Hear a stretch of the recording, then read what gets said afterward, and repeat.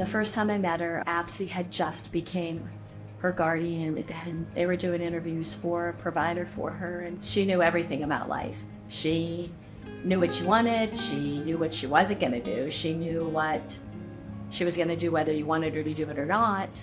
Yeah, she was a handful. She was something else. She was 23 years old, and I can do anything, and I don't really need anybody. A little on the wild side, for lack of a better word. She could steal your heart, make you really care about her. But there was a part of her that when she would talk to you that you could see she was sad and she was searching for things. Their family relationship was always strained. She felt like she didn't have a family. I started taking her home to my house with my children and my husband, and that created that bond that we had. So it was a little bit different. She'd spend the night at my house. She'd come the night before Thanksgiving and help rip bread with stuffing and different things like that.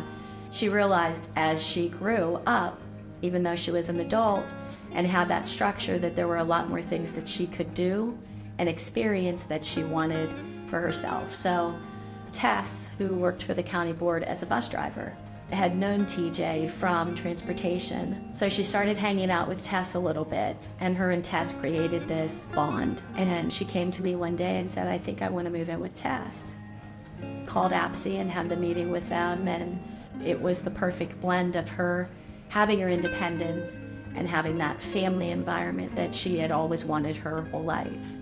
I think it was a matter of finding the support she needed, finding the confidence she needed that whatever she did, she would still have people that cared about her. She had a boyfriend and would go out on dates with him, and then she got her alone time. So she was able to be home by herself, but then she really got her voice, trying to talk to other people that she was friends with at the day program about they could do this and they could do that and you can do this. She got a job as a secretary and a filing clerk, so she had her own little office. She just really blossomed. She was doing Special Olympics. She was doing track and softball. She started getting some pains on her side. Tess decided to take her to the emergency room. Did an x-ray, and when they did the x-ray, it caught like a shadow. She had just been talking about being reinstated, and all of that, and wanting to be her own guardian, and those conversations were all had during her meeting. We had an appointment with another doctor, so they decided to do the whole body scan. And that's when we found out that she had had lung cancer, and it had spread to her bones as well.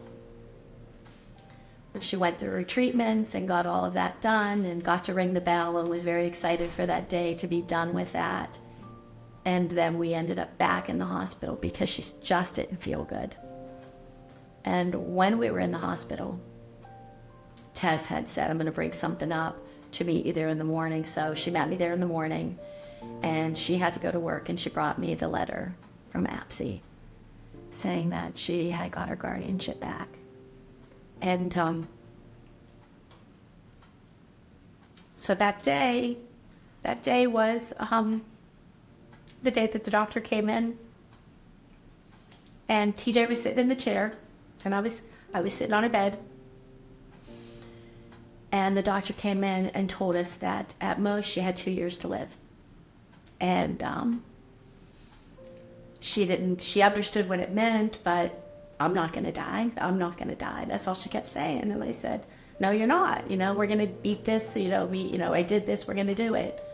And I said, and we have a really good news today. And I said, I need you to read this.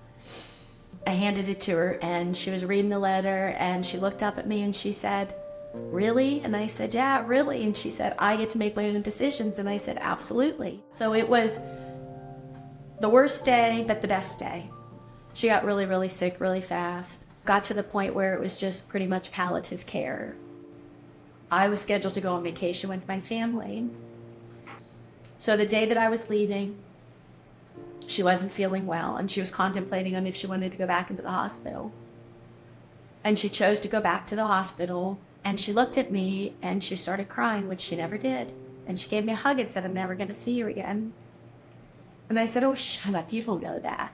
I said, and I pulled out the piece of paper and I said, look at this laundry list of things you gave me that I have to bring you back from vacation.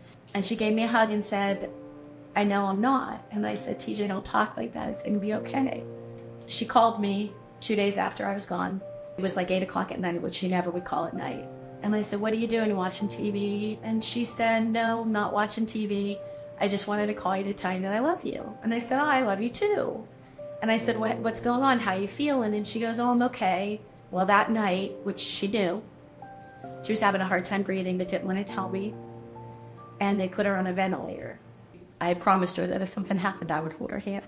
And so myself and Tess, who she lived with for 4 years, and my brother were all in the room with her. And they came in and they took her off the ventilator when I got there. And she had the power of attorney, papers and all of that to do it. And probably 10 or 15 minutes later is when she took her last breath with all of us in the room and all around her, and I got to hold her hand like she wanted.